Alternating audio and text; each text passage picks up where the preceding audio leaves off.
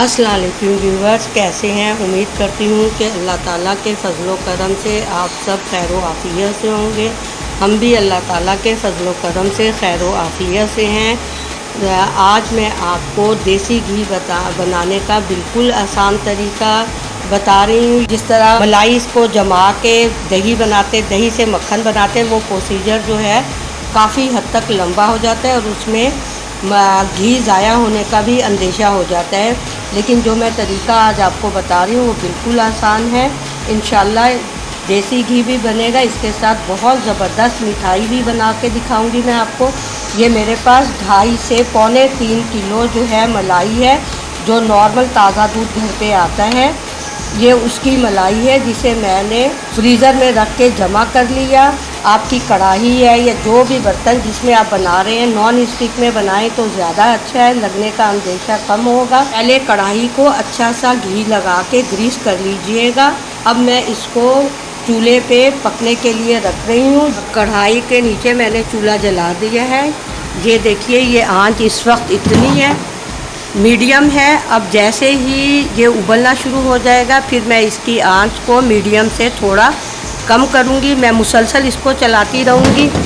अगर आपके पास टाइम नहीं है तो फिर आप उबाल के बाद इसकी आंच बिल्कुल धीमी कर दें। उससे ये होगा कि थोड़ी थोड़ी देर के बाद जैसे ही आपको फुर्सत मिले फ़ौरन इसके अंदर आप चम्मच चला दें। नीचे से रख के चम्मच चलाएं ताकि मलाई लगने का अंदेशा ना हो। चलें, ये मेरी मलाई उबलती है, फिर मैं आपको बताती हूँ। बिस्मिल्लाहिर्रहमानिर्रहीम। ये देखिए, मेरी मलाई जो है वो उबलना शुरू हो गई है। अब मैं इसकी आंच को धीमा करूँगी। इस तरीके से अगर हम बनाएंगे तो हमें मिठाई भी मिल जाएगी बच्चों के लिए और हमारा जो है घी भी बेहतरीन निकल आएगा।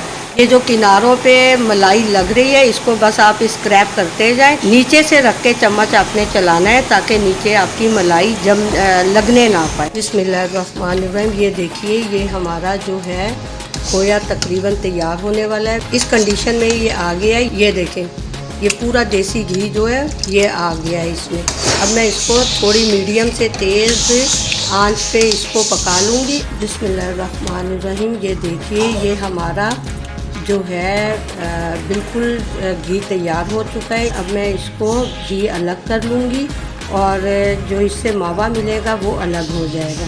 बिस्मिल्लाहिर्रहमानिर्रहीम। ये देखिए, मेरा घी माशाल्लाह परफेक्ट तैयार हो गया है। और